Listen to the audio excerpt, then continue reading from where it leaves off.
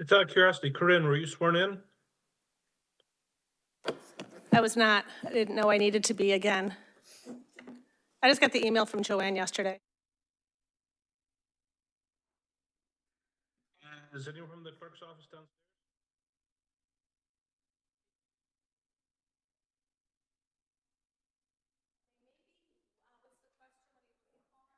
She's been promoted to full member but hasn't been sworn yet. So. Oh, okay.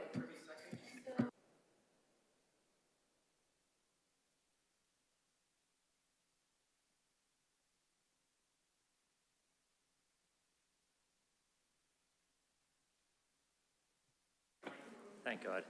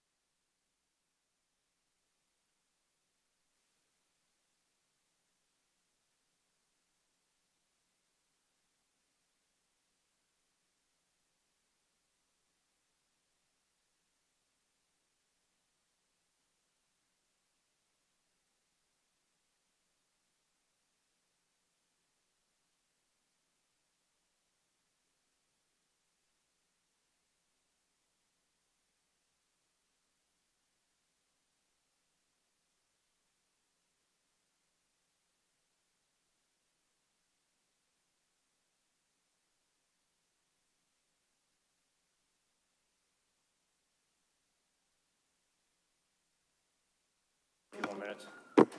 Corinne's being sworn in as we speak. Excellent. That'll get us to quorum unless Allison shows up anytime now.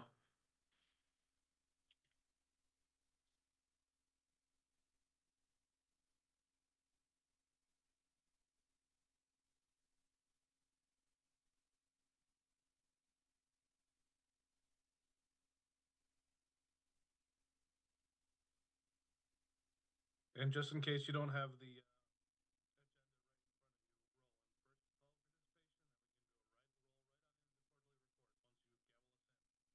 He has the old school members printed agenda, which I always do. I bring my laptop and it's on my laptop.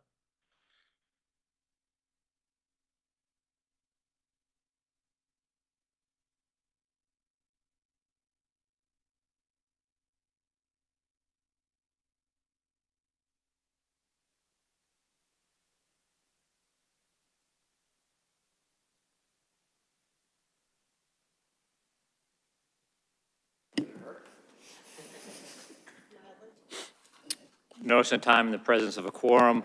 I'm calling the Acton Finance Committee to order. We do have remote participation this evening, so all votes will be roll call votes.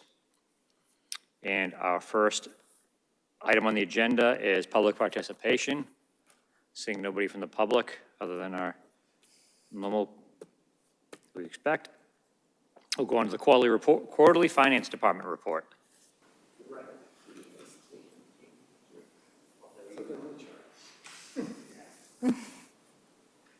There we go.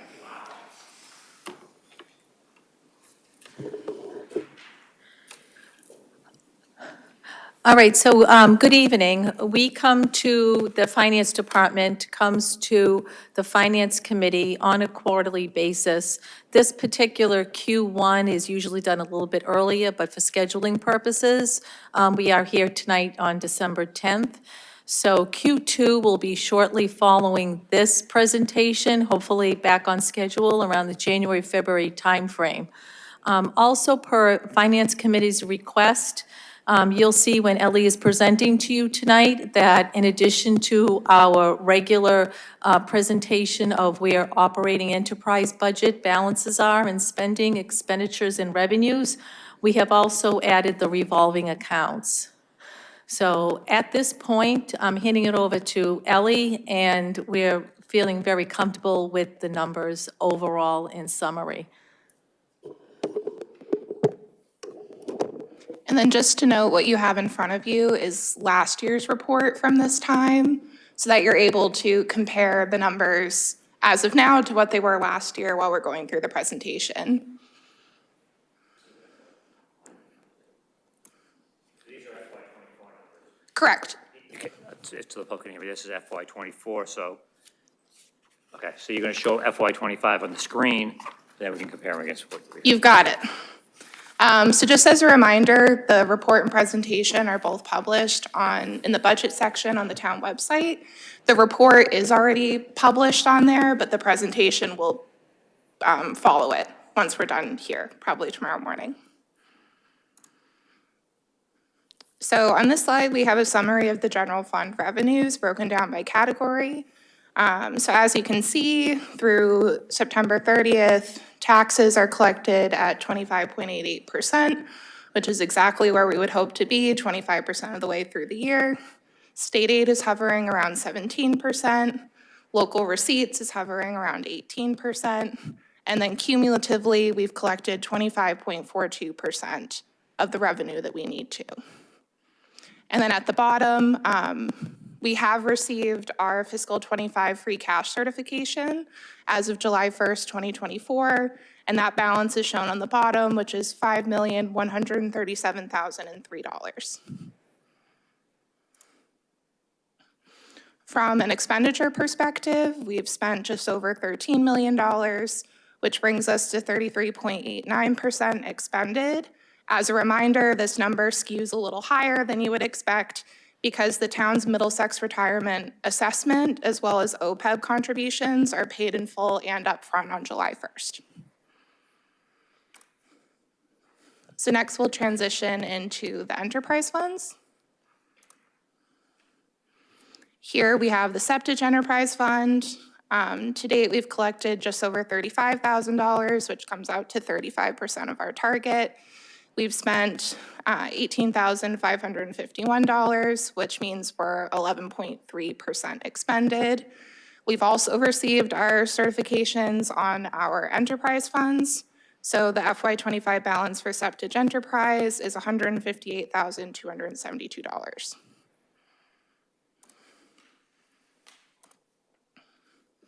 Moving on to the transfer station. We're 48.07% collected, 12% expended. As you might know, this time of year, the revenues tend to skew a little bit higher because transfer station access stickers go on sale September 1st. So the bulk of the revenue from the sticker sales comes in the first quarter. I've added little notes to kind of give an update on initiatives that we have going on with the various funds. So in August, we presented to the select board updated rates for the transfer station fund, as well as an updated financial approach.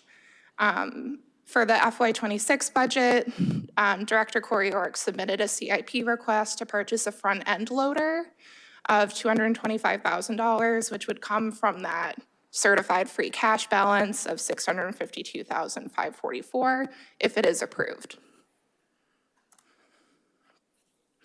Next, we have the Sewer Enterprise Fund. We've collected just over $400,000, which is 26.18% of our target. We've spent $411,000, which means the fund's just under 22% expended. We developed a new financial model for the Sewer Enterprise Fund, which was presented at the September 2023 Sewer Commissioner Workshop. And the FY25 rates were approved by the Select Board this past June. And the sewer's free cash certification is just over 1.6 million. Moving on to the Ambulance Enterprise Fund, we've collected just over 25% of our revenue target. We've spent just under 20% of our expense budget. Free cash was certified at $313,232. This past January, rates were updated and approved by the Select Board. We're in the process of developing a financial model as well for the Ambulance Enterprise Fund and hope to bring forward new rates to the Select Board, new rate recommendations in the beginning of 2025, once we get through the budget season. Transportation Enterprise Fund, it's 18.25% collected with $46,000 in revenue and 22.88% spent with just over $100,000 in expenses. The fund balance for this fund as of July 1st is $147,660. And then just a little note, last year we received grant funding from Mass DOT to complete a transportation strategic plan. So we'll be getting that together to get that initiative started in the second half of the fiscal year. So on to the newer part of the presentation, we have all of the revolving funds. Since the revolving funds are new to the presentation, I've included a little summary of the different types of revenues that go into these funds and then what they're used for, as well as the fund balance in each revolving fund as of the end of the prior fiscal year. I will just note that all of these results are unaudited as we're in the process of completing our fiscal 24 audit. So the fire alarm network receives revenues from properties which have a fire alarm box on their property, and that revenue goes towards fire department overtime associated with repair and servicing of that equipment. These bills are typically invoiced in the spring, which is when we'll get the bulk of our revenue. But as of now, we're hovering around 5% collected and 5% spent. The building inspector revolving fund collects revenues from plumbing and wiring permit fees. And this funding is used to pay for inspector and administrative salaries, contractual services, mainly a memorandum of understanding agreement that we have for Littleton for shared inspectional services, and then related health insurance for the salaries that are charged to this fund. As of now, we're 14% collected and 3% expended. I will note that in FY26, we did have a new staff request for a fire prevention officer, which if approved would likely be funded from this fund. And this fund also started supporting the cost of OpenGov, the new permitting software that the department brought on in August of 2023. Sealer of Weights and Measures collects licenses and permits from Weights and Measures, and it's used to support staff salaries, health insurance, and professional services related to that service. These are also typically invoiced in the spring, which is when we'll get the bulk of our revenue. As of now, it's 6% collected and 34% expended. Similarly, food service inspection collects food service inspection permits. It funds staff salaries and health insurance, professional services, and so on. This fund is about 11% collected and 21% expended. Excuse me. Similarly, hazardous materials is funded through licenses and permits, goes to support salaries and health insurance, contractual and professional services. We're 11% spent, or collected rather, and 13% expended. It's a little dry in here.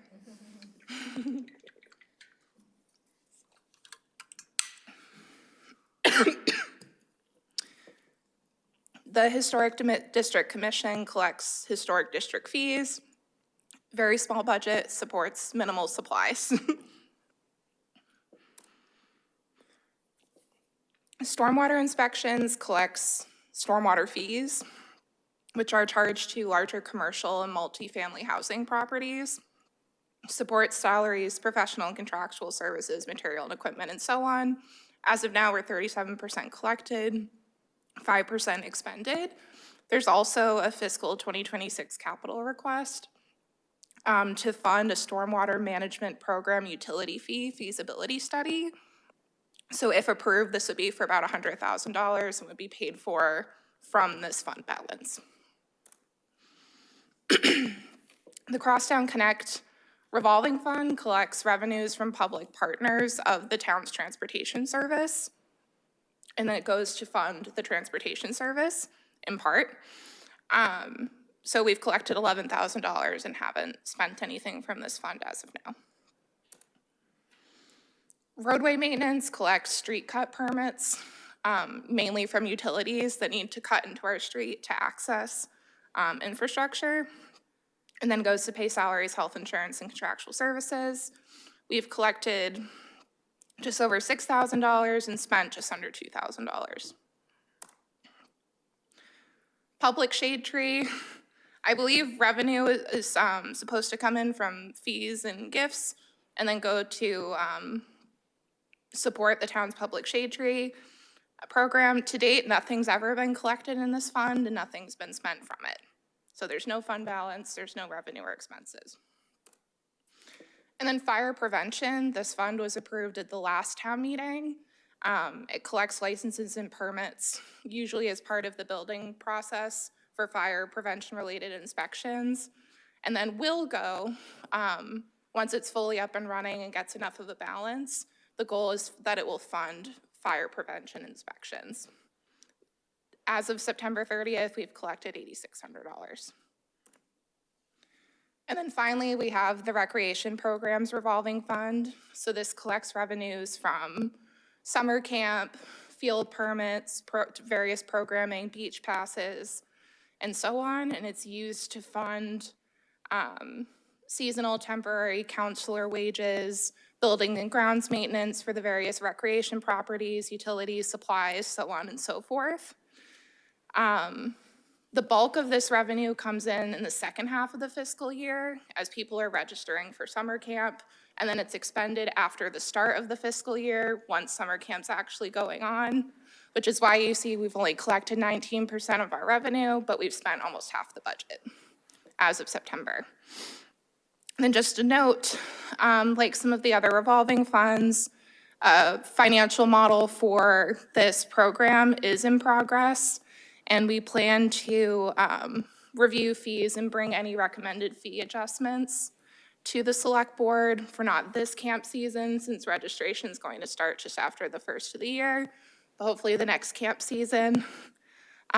We're also in the process of developing a plan to use this fund balance to go towards capital needs and upgrades at Nara Park as it is aging. And as part of the FY26 budget process, there was a CIP request to fund roof design, including the Nara roofs. And if the design is approved, the plan is to use some of this fund balance to pay for construction of those roofs. So that's all I have. I'm happy to take any questions. Ellie, thank you. Wow. You guys listened? You guys? The data to put this report together. Okay. And I think the only other question I had to do with ambulance.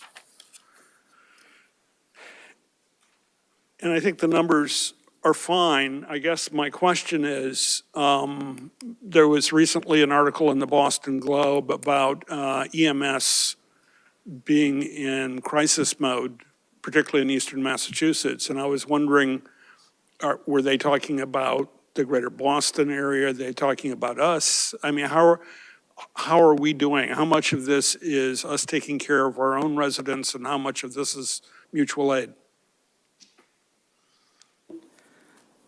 I would have to defer. I think that's a great question, but I'm not really up to speed on the breakdown of which calls are for Acton residents specifically and which ones are for out of town. So I'd have to defer to the fire chief Yeah.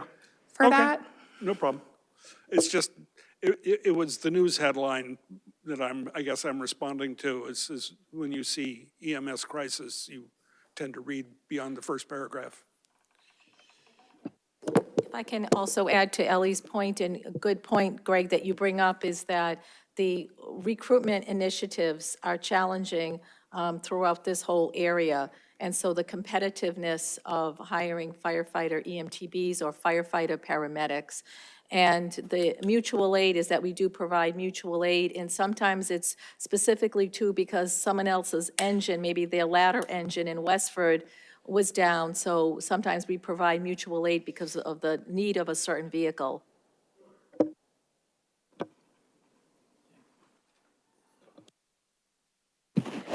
Oh, thank you.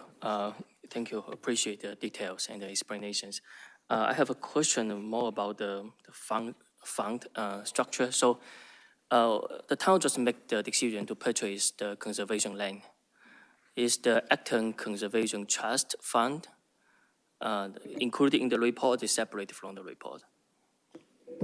So it is separate from the report, so I'm pretty sure it's a trust fund. So the trust funds are something different entirely, that they don't have set budgets. Typically, the treasurer is the fiduciary of those funds, but they're managed by other entities like the Conservation Commission or the library trustees, if we're talking about library trust funds. So the trust funds are not included in the ACFR, the comprehensive financial report of the town, because last time the Acton Conservation Commission is here, and we asked them how much is left on the trust fund. They couldn't answer the question, so I wonder whether you have the number for that. We do get, so all of the trust funds are managed by Bartholomew and Company is who the town uses. So we do get quarterly updates from them regarding the balance and the various fund performances. So that is information that we could get for you, but we don't have in front of us at this time. All right, thank you. And how much do you transfer from these funds to the Acton Conservation Trust Fund? Or how does that? Do you have information whether there's a transfer from annual transfer from here to the trust fund? So I don't believe. Oh. So I just wanted to be clear here. I think what you're referring to is not a trust fund. You're referring to the CPC open space set aside. So I just want to be clear, the trust funds are different things, and this, I think what you're asking about is not a trust fund. There's a set aside money So and also there's trust fund. the money that we used in the town meeting to purchase or partially pay for purchasing the land is a set aside. So we get our CPA, Community Preservation Act money every year. The CPC, our committee, chooses to set aside some of that every year for open space. It was about $1.3 million. Yeah. We chose to spend about $1.2 million at the CPC's recommendation to buy the land. So that's not a trust, that's just CPA monies which are not spent yet. All right. Right, and those are administered by our Community Preservation Committee, and they can, so before we could actually expend that money at town meeting, the CPC had to vote to use the set aside. All right, and how is this set aside funded? Every year, they consider a request by the Open Space Committee to move some of that year's money into the set aside. So last year, I think they moved $750,000 from the CPA money that they had last year into the set aside. The year before, I think they moved $500,000 into the set aside. It's a request by the Open Space Committee that the Community Preservation Committee makes their judgment on, and they can choose to do what they would like. All right, thank you. Thank you.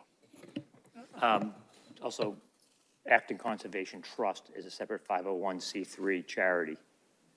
So that has nothing to do with the town itself, but they hold the deed restrictions for when we acquire open space, them and Sudbury Valley trustees. Thank you. Jason, First, would you elevate Allison Jones from attendee to panelist? And then secondly, if you'd be kind enough to share the presentation again. I do appreciate the level of detail, but I do have some follow-up questions about what we plan on doing with some of these balances. So some of the slides definitely have the information that I was looking for, and I greatly appreciate it, but some of them still leave me with some questions. So just take it from the top, and I'll try and go through. I'll try and go through as quickly as possible what my questions are. Obviously, go ahead. Skip the next one. Okay, go back. No. Go back. That one's good. What's the one before? Okay. That's fine.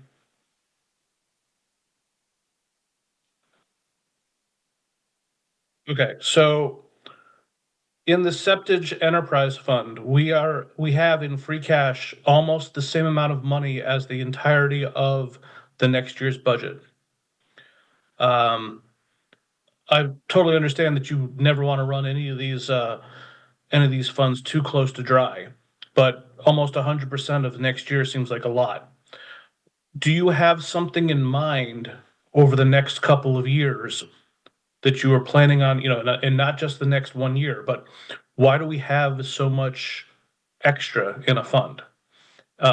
So I don't expect you to have the answer tonight, but 100% of the operating budget, or almost 100% of next year's budget, seems like a lot to carry. So if you go to the next one. Again, this one's good because we've already said you're going to take a third of your retained cash and spend it on the front end loader. That's great. That's the type of information I'm looking for. That brings the transfer station down to about a third of next year's budget. That's reasonable to me. A third, quarter to a third of the next year. This totally makes sense unless you're planning on spending it on something. And here you're planning on spending it on something in FY26. So great, that's the type of information I'm looking for. Next one, please. Again, you're right up at almost an entire year's buffer. That seems high to me. When we're taxing to the max, I don't think we need to have as much money held off in the ether when we're taxing to the max. So if you've got a reason for holding, 80%, 85%, 90% of next year's entire budget in cash, why? That's high. In my humble opinion, I'd like the rest of the committee to weigh in on it. Next, please. This one is actually a little on the low side. No reason to complain about this one at all. Please go to the next. Again, transportation I know tends to be on the light side. Is transportation one of the funds that tends to get a subsidy? The Ambulance Enterprise Fund and the Transportation Enterprise Fund do receive a subsidy from the general fund, typically on an annual basis. Seeing what those subsidies are would be great, so that we can make sure to sort of not call out this free cash is a quarter of it, but how much did they get in subsidy last year? Looks like they ate up a little more than half of their retained earnings. So what I'm trying to get at here is I'm trying to see what the run rate, what the bleed rate is on any of these funds. So we'd love to know for example, if transportation is going to be completely out of money in a year or so and need a bigger subsidy, we'd like to have as much visibility in that as possible. Similarly, if one of these funds is sitting there at 2 or 3 times its annual amount, then that's a pot of money that's sitting there not doing us much good. That's what I'm trying to get at. So go ahead to the next one. Go ahead. So this is more than twice what the annual budget of this network is. Is this the type of thing that we could take some of this money and put it into OPEB so that we can get to our OPEB obligation faster rather than putting it out every year? I don't know. But what I see is 2.5 times the annual budget sitting in cash, making probably decent money on bonds, but sitting in cash. It's taxpayer money or fee money, which has been taken from the citizens and is not being used in its maximum benefit. I think that's true with the next couple of these as well. Not all of them, obviously. So go ahead to the next. That's over 100%. I see you've got a staffing officer, or you've got a staff request coming on. I find it interesting that you're going to put a fire prevention officer and a building inspector when you've got a fire prevention fund in 3 or 4 later. So what I'm trying to get at here is, can you justify having more than an entire year's budget in cash? I would love to have an entire year's budget of my budget, family budget in cash. It's just not a good idea. Next slide, please. This is 3 times. Obviously, it's a small budget, but it's 300%. Next. This one I have no problem with. 50% on a small number is not going to bother me. Obviously, I have no problem with this one. These are small amounts. Again, no problem here. 2.5 times. You've got a study coming that'll eat up half of it. Okay. What else do you have planned in the future? Because even if you spend $100,000 on the feasibility study, you're still going to have an entire year's worth of budget sitting in cash. Seems like a lot, especially if we start adding all of these funds up. We're going to be north of $1 million sitting in cash. Next one. I'm not going to touch that one because that's going to be that's going to need a subsidy anyway. Go ahead. 3 times. Salaries and health insurance. Every $100,000 in health insurance matters. We had an override last year because of health insurance. If we have $150,000 sitting in a fund that could have helped health insurance, that would have been great. Next. Yeah, who cares? And again, we just funded a fire prevention officer in a building inspector when we have a fire prevention fund. Obviously, there's no leftover money, but it just seems like if that's the case, if we were just using the building inspector just to get it up and running, and the expectation is that the fire prevention will take over in the future, we just want to know these things. Next.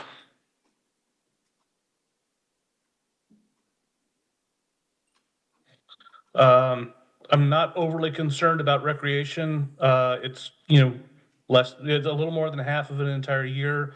The reason why I was not going to pound on this one too badly is that we have a loss. At the quarter mark, I do understand that all the revenues come in the summer.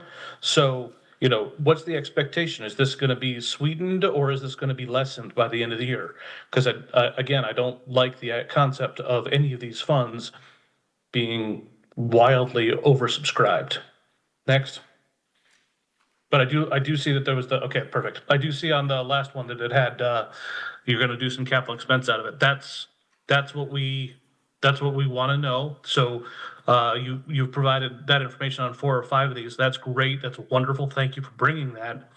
But there's a bunch of funds where there is nothing earmarked and we're at 200 or 300% of next year's budget.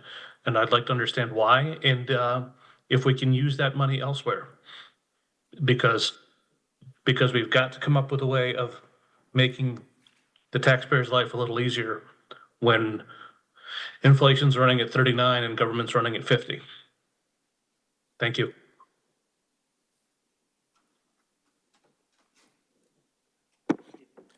Sure. Ellie, could you get back to the ambulance enterprise fund?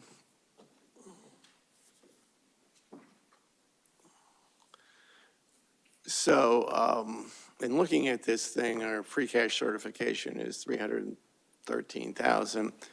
Our retained earnings usage for this year is 542,000. So my question is, how's this thing going to look in next year's budget? I'm glad this was brought up because I did notice that something that was on last year's presentation, which is missing from this year's presentation, is breaking out in that box how much is subsidy and how much is retained earnings usage. So this $542,000 number, we included a lot of these banners to kind of highlight a lot of the work that we are doing to making sure that we are maximizing these funds to their fullest potential. And then not only just looking at the next few years, but looking at rate changes that might be needed 5 or 10 years out, looking at the current circumstances and then extrapolating it and then changing a few variables here or there. So we are in the process of working on the rates for the ambulance enterprise fund. For example, as we saw at town meeting, the cost to lease an ambulance is a whole lot more than it was the last time we leased an ambulance. So we are in the process of looking at the fee structure to make sure that we can support this service moving forward, as well as the materials and equipment that it needs to operate. So stay tuned. Hopefully, after the first of the year, late winter, early spring, we'll be hoping to get on the select board's agenda to present this financial model as well as a fee recommendation. Thank you. And also is that the Department of Healthcare Finance and Policy, which is at the Commonwealth level, is that they do the formulary method. And so it's, say, for example, an ambulance run for ALS is $2,000. And then after Healthcare Finance and Policy does their formulary method, and we also contract with Pro EMS, which has a 4% administration charge, is that we get in the end, say, for example, $1,300. I'm just using that as an example. So what we did last year was phase one, like Ellie mentioned, with the select board, where we followed a similar formulary method that Westford uses, knowing that we wanted to take more time and to look at what new rates could be for ALS, which is advanced life support, again, those runs, and the basic runs, the EMTB basic runs. But we always have to take into consideration what Healthcare Finance and Policy is using for their formulary method. I had a question. Where do ambulance fees come from? Are they primarily paid by insurance companies? Yes, so we've actually learned a lot about this recently working on this financial model. So we contract with Pro EMS, like Mary Ann mentioned, and they handle our billing. So if you go on an ambulance run, that data goes to Pro EMS. They bill the person if they don't have insurance, or they bill insurance or Medicare. So that's where the fees are coming. But what we collect in fees isn't the $2,000 bill that Pro EMS bills for that ambulance run. For example, if that person has Medicare, Medicare is only going to pay a set amount regardless of what we bill. So, and then there's also the collection rate. Like, how much of what we do bill are we actually going to be able to collect on an annual basis? So the collections that we bring in is kind of like a double net situation. It's net what insurance or Medicare or the private individual is going to pay. It's net of what we're actually going to collect. And this revenue, it could have been from a ride 2 years ago that was going through disputes, going through the health insurance process, and then we finally get the revenue. So this fund in particular, when it comes to developing a financial model, has proved to be a bit of a Rubik's Cube. So do we end up being at the mercy of whether it's Medicare reimbursement limits or insurance company that we eat what they won't reimburse? And that's what the town has to subsidize? Correct, in Healthcare Finance and Policy. We usually net around 30 to 33%. I will just note to that what we're budgeting for, or the expense that we're charging to this fund, is what we believe that we will collect in revenue. It's not like we know, not like we're assuming we're gonna get $2,000 for every ride and we only get $200 for every ride. We're budgeting based off of what we've gotten historically. Experience, all right, Yeah. thank you. Thanks, Ellie. It'd be good on the table is if you could see, as Jason pointed out, what the subsidy was from the town. So that way, it kind of gives you more of a clearer picture of it. I mean, I did notice that, you know, looking at the set aside, the reserves, that transportation is down. Free cash certified was down 120,000. And didn't know what that was attributed to. I know the sewer is by the rate, you know, the houses that hooked up to sewer pay the sewer. And I can see why that has a larger free cash certification, because that's also used to maintain the plant, the sewage treatment plant. If they have to do a big repair, you need that money there to be able to pay for that repair and to pay for wood and current to run the plant and all that stuff. So I get that one, and I understand why that's larger. The transportation, is that the shuttle buses that run around the town? Yep, so the Transportation Enterprise Fund supports the transportation service, which includes 3 on-demand dispatch vehicles, primarily used for medical and social appointments. And then it also is the CAT bus, which operates on a fixed route. Just to comment on your comment about the fund balance, I believe the fund balance that was shown was the prior year certification, because we didn't have certified free cash at this time last year when we gave the FY24 Q1 presentation. And the last year's certification ended up being around $90,000. Okay. The South Acton train station parking lot, where is that money going? I mean, where does it, I imagine it shows up in one of these funds. So that revenue actually goes into a special revenue fund. It's the commuter lot fund. Its budget is approved annually at town meeting, but it's in an article separate from any of the enterprise fund articles and separate from the revolving fund. It's kind of an in-between. But that collects the daily parking rates, it collects reserve parking, all of that goes into there. And its primary expense is to pay for maintenance of the lot by highway, and then also the debt service associated with the 1921 Maple Street.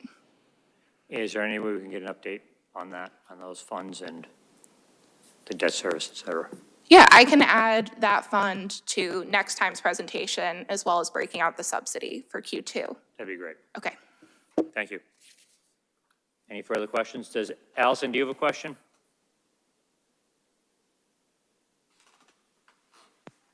I do not. All right, thank you. Thank you.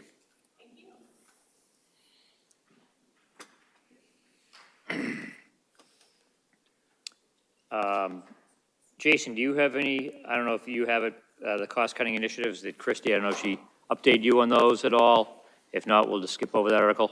So I don't want to skip over it entirely. I do want to let her come and speak to it. I had envisioned that this would be an opportunity to take a quick sense of the committee from our last cost-cutting listening session over at the library. I think it's best if we hold off until Christi's back for that aspect of it. But the part that I would like to discuss tonight is where do we want to do our next 2 or 3 of these? I was thinking that we should probably do one of these at the senior center. Is that? Yeah, I'm getting a nod from Greg. I thought that was. And then the other. I thought we had a meeting with the senior center coming up in January. So there was some question. Christi wanted to get your feedback on whether we should do it at the senior center or do it at another one at the library or both. At the senior center, would be mine. I'd vote for the senior center. I was think just that's- at an event there today that had over 70 people, so people get there. That's already on the And calendar. that would probably be on the weekend. Right? Is that one scheduled for the weekend already? No, that's in late the one January? at the senior center's on January 28th, 6 o'clock, Tuesday. So that's like one of our regular meetings. Okay. Okay. So we'll defer the rest of that for when Christi gets back. I know she's at the school version of this right now. So, Do you also want to give us an update on ALG? yes. So this is actually the meat of what I'd like to discuss for this meeting. Unfortunately, Scott can't make it tonight. Was a death in the family, so it's just going to be me. But by all means, feel free to ping him for his opinion of it as well. At the last ALG meeting, one of the main things that came up was that it is my contention that the DPW building should qualify as something that meets the ALG consensus rule. Scott and I were the only ones in the room who had that opinion, or at least we're the only ones who were to say that opinion out loud. And to take the other side of the argument, to take the devil's advocate side of the argument, the other side was, well, this is an up and down vote at town meeting. It does not impact the cross-town votes for the school district or for Minuteman or anything along those lines. It doesn't impact the operating budget. So it can be taken as its own separate thing. And oh, by the way, nobody can recall ever having a consensus up and down vote on debt exclusions in the past. And therefore, we don't need to have this be a consensus item. I strongly disagree with those statements. And Scott and I had a quick powwow afterwards, and please don't take my word for it. Please talk to him yourself. He agrees that this is definitely not something that should be exempt from ALG consensus. And going back and sort of reviewing the charter of what ALG is supposed to do, we are absolutely on the hook for a multi-year model, and we are supposed to be the ones that are taking a holistic, longer-term approach to how the taxpayers in town are impacted by the decisions that the various entities in town make. So one of the main things I wanted to bring to get the sense of the committee for tonight was, am I hallucinating on the expectations of ALG? Or is something that is going to be a 40 plus, currently sitting at 47 million, might come down with some value engineering, might go up if some bad soil is found. Does that not qualify as something that is a clear and present financial impact to town members, and therefore shouldn't it be considered as a consensus item for ALG?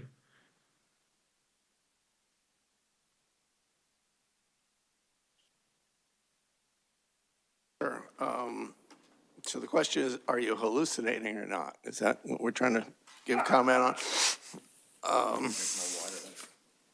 On this topic, yes. We'll not worry about the artwork on the walls in this hotel room.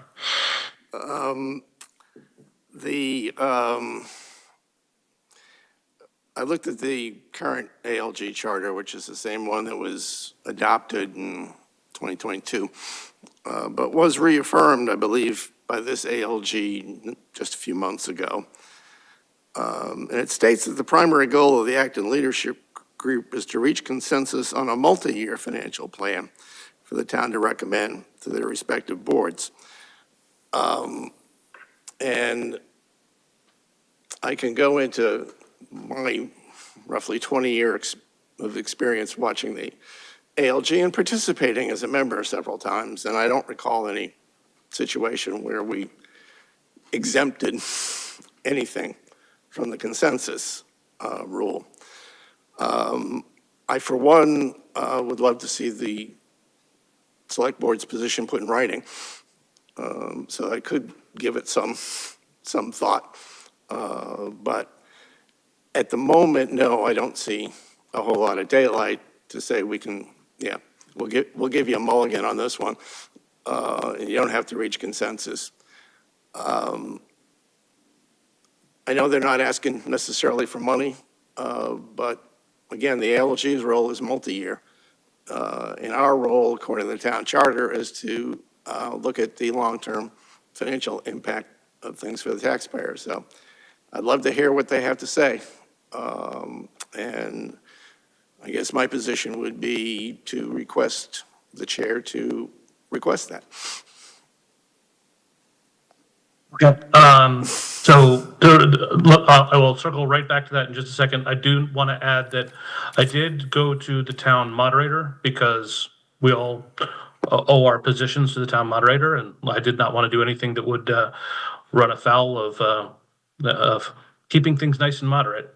And she did say that I could attribute to her name the statement that that a debt exclusion of any magnitude that goes into the 3-year model absolutely does count towards something that would need an ALG consensus statement. So to your statement, Steve, you want me to ask the select board for their opinion on the ALG position in writing. Should that be something that I send to all of ALG, or is that something that I should just send to the select board, since the select board were the most vociferous in saying that this did not need to be an ALG consensus item? Well, first, if the moderator said that, then her ALG history goes back even longer than mine. She was on it before I ever was. So I would say on behalf of the FinCom, you should write requesting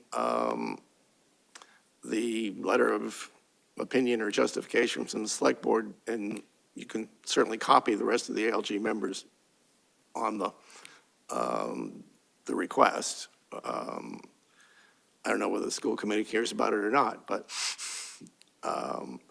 in the end, An opportunity to write an amicus brief if they want.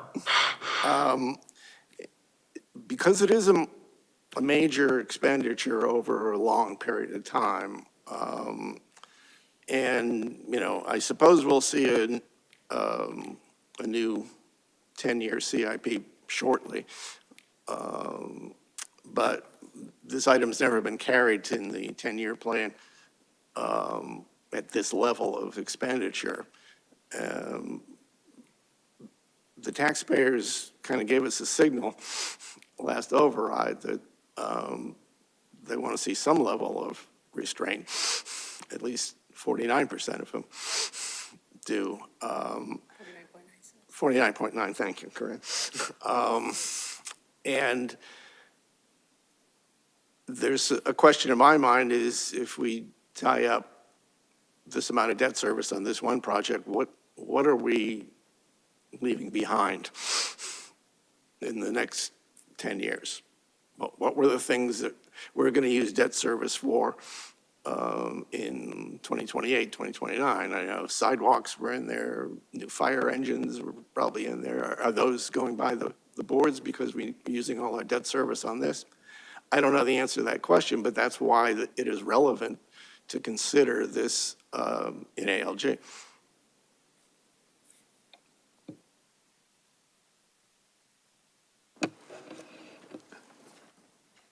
You go back 20 years, I go back 40. I was there when we created the ALG right after Prop 2.5 passed. I was on then the select board, which was called the Board of Selectmen, but we won't go into that. And there is no state statute because Prop 2.5 didn't provide any guidance on how towns should sort through implementing Prop 2.5. So this community invented something. And we invented it with the understanding, and again, I know times change, consensus can shift, precedent can sort of settle in and make you think otherwise. But back at the beginning, we understood that this is a political question. And if you have a town meeting where the finance committee and the school committee and the select board are all on different pages and are all using different numbers and are all using different assumptions, God help us all. So we invented the ALG with the hope that by forming a consensus, we would avoid chaos at town meeting. Now, here we are, 40 years later, and all I can provide you in terms of guidance is this is a political issue. And if members of the select board think that they can go to town meeting and say, no problem, we'll just do this on an up or down basis, no matter how the finance committee weighs in, pro, con, abstain, you name it, my 40 plus years of experience in this town is when the select board and the finance committee do not agree, the odds of the article failing dramatically increase.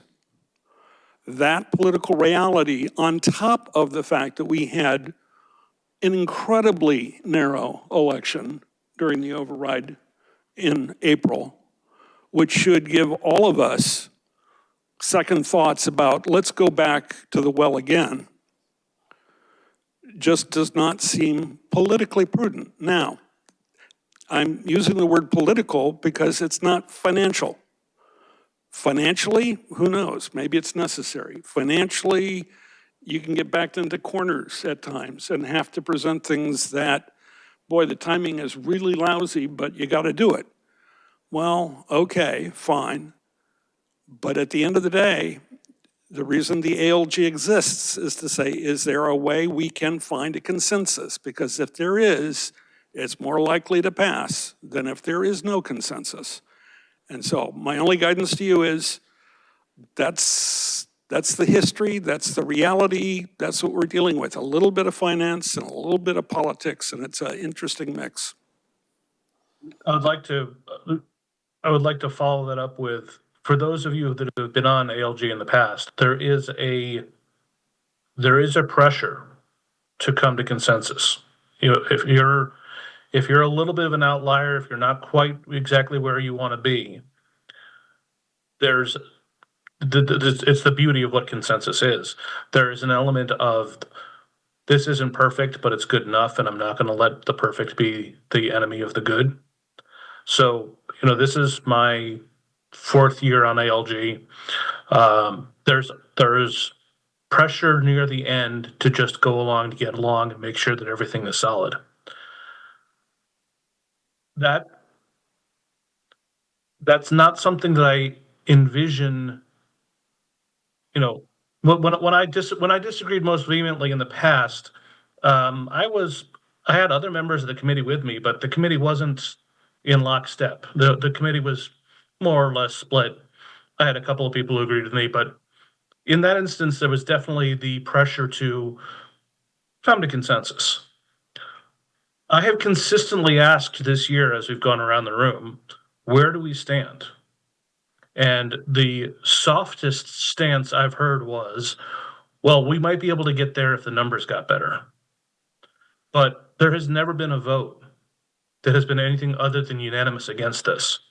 So while I absolutely allow for the possibility of upside surprises on Thursday's DPW building meeting, and we have to have a conversation about that at the end of this, because Greg's got to get appointed as the liaison. We've got to make sure that somebody's going, since I'm going to be on a plane on the way home. Part of the reason why I want to have this ALG conversation is I absolutely do not want to be the first person in 40 years, or a part of the duo of the first time in 40 years, that ALG does not make it to town meeting with consensus. If we were a 5-4 committee, I'd probably have to step in line. But if we're 8-0, 9-0, this goes back to a political conversation. And so I just want to also caution, as we get farther down the road here, it's going to weigh upon each of us about whether or not this is going to be the first year that we don't get to consensus. And I know, Mr. Noon, one time we had consensus 5 minutes before town meeting, but I'm looking around the landscape going, this doesn't bode well for May, is I guess my I'm struggling with not wanting to be the person to break ALG, but at the same time, I'm not seeing any road to consensus here, and I'm not seeing any road to this is significant compromise either. I'm assuming then that you're not reading your email as of today, right? Because you're on What the I read road? today was that what I read today was they were value engineering, and they're hopeful that on Thursday they're going to be able to show us some great number. Oh, okay, because the number I saw was that they were going to see at least a $2.4 million in savings by doing it quickly rather than spreading it out over 2 years. And oh, by the way, they were going to look for more. So the answer here is you're right. If this was a line in the sand and, we were told to take a hike, then I guess I would get ornery. But I would also indicate that I think we can hold our position and see if, worst case scenario, the article that is presented to town meeting, there may not be consensus, but it at least reflects the best effort that the attempt to get to consensus could reach. Okay.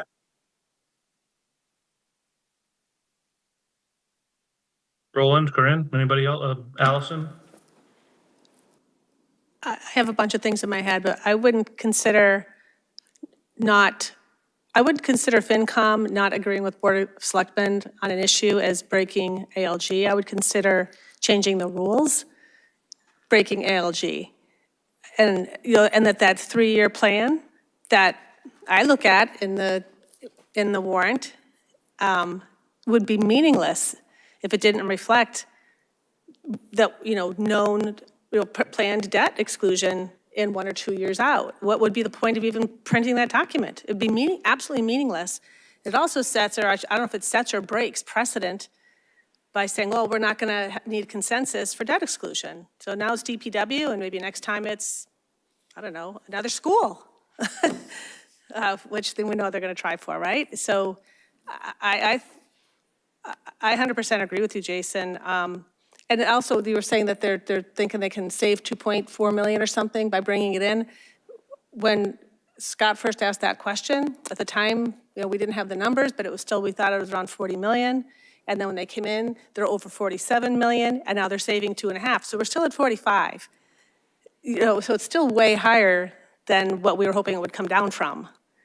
So as far as saying, for those of us who said, we want to see a lower number, or we could maybe, get our heads around a smaller number. It hasn't gotten smaller. It's still bigger, so. Okay.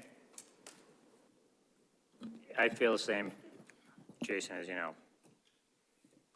it's got to go. It's got to be brought to a consensus with that. It has to be out there and people have to know about it. We can't just go, oh, well, we don't bring consensus on it. It doesn't make any sense. What's a chart of the finance committee to opine on all things financial, right? Well, obviously that's a financial and that's a big one. And, when we did the schools, right? That went through the ALG process. So why is the DPW different? If the schools went through it, heck, what's going to be next? We're going to build another school. It's going to cost 80 million. It's not going to go through ALG process. And that doesn't make any sense. That's all I got. So I think I need a motion here. Give us a motion. I think somebody needs to direct the chair to write a letter and ask for a formal response. If I may. You may. I move that the committee members direct the chair to write a letter to request the select board to give us the justification for their position on excluding the DPW building from the ALG process. And that's it. Second. Okay, we need a roll call vote. I'll start with Allison. Aye. Jason? Abstain. Gang? I agree, but I don't think I can vote on this. Corinne? Aye. Steve? Aye. Craig? Aye. And I'm an aye as well. Motion passes, so Jason, you'll be taking care of that. Thank you. I'll get it done as soon as I can. Sounds good. Thank you. Excuse me, just a quick question. So, Dr. Chen, you are not able to vote, is that? He's a non, Okay. he's associate. Thank you. So anybody out there looking, we're looking for another associate member? Go ahead. More to come on that. There's might be something in the works, but I'm not in a position to make it a public statement at this time. Okay. That does bring us to congratulations to Corinne. I believe she's been she got the nod from the town moderator. She's now a voting member, so didn't want that to go unacknowledged. And speaking of appointments and whatnot, the only person who contacted me saying they had any interest in being in the fray of the DPW building liaison is Mr. Jarbo. So even he raised his hand, even knowing all the ins and outs and the politics of where we stand right now. So with no one else showing any interest, you get it by unanimous I'm willing to decree. face opposition. Seriously, you can, anyone, Steve? You were in the Army. No. I learned never volunteer. Damn, that's what I missed. Don't think that lesson stuck. I don't think that lesson took, Steve. You've been here for 20 years. Okay, so Greg, will you be able to attend the DPW building committee meeting on Thursday night? Yes, Thursday evening I can. I have a meeting Thursday morning, but that doesn't conflict at all. So Thursday evening I can be there. If a bunch of people are planning on going, please let me know so that we can make sure to avoid a quorum because it's too late to post a finance committee meeting for it. So if we do all show up, we can't all ask questions. You would have to have that posted today. I know. That's why we can't post it today. That's why I need to know if a whole bunch of people are planning on going. And then I do not have, if I can move us along to meeting minutes, I do not have meeting minutes, but we're going to have to get them for our next meeting because I think we're going to be timed out. We're going to start to time out at the next meeting. So we need to get a round of minutes. That's on me to chase down. I will make sure to send an email about it right away. Thank you. So finance committee business, Jason, do you have anything else on the business end? Do not. Allison? Greg? Do you want liaison reports? Yes. The Economic Development Committee met on Friday, and we learned that our new Economic Development Director quit after 2 days on the job. She started Monday, she resigned on Wednesday morning. So in the meantime, the planning director is going to act as the person that the Economic Development Committee will lean on for staff support. There is some concern that that may have an impact on the study that is being done on promoting economic development in Acton and whether that will be ready on time. There is a schedule, but it may slip. And that's one of the meetings that I'm going to on Thursday morning is the new economic development director was supposed to go to a Route 495 event, and I've been dubbed or tapped or whatever, volunteered. Yeah, right. I'm going to represent Acton, so I will try not to get us in too much trouble. Oh, in other Economic Development Committee news, the ribbon cutting for the Stop and Shop will be Friday morning at 10 a.m. Are they opening right after that? They actually are starting at 9 So, yeah. Nice. They are open for business as of Friday. Excellent. Corinne? Anything? Gang? Oh, Steve? Just on a sad note, Kent Sharp, who was a member of this committee when in fact, we started the same day, and he had the good sense to get off after 2 terms. Kent passed away suddenly on Saturday after Thanksgiving. There's an obituary in the Acton Funeral Home. I think there's a wake next Wednesday and a funeral on Thursday, if anybody's interested. Is there any other committee business? If not, gang? Oh, you go and say. I'll second. Do we know the next meeting time and place? Jason, do you know when the next meeting is?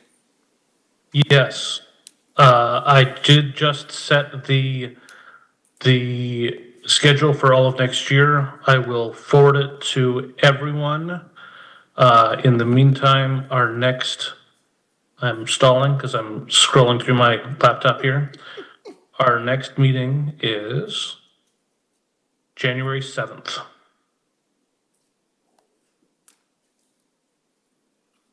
Okay. Gang? All right, thank you. I move to adjourn. Second. Okay, so this is a roll call vote since we're remote. Allison? Aye. Jason? Aye. Good luck, Allison. Greg?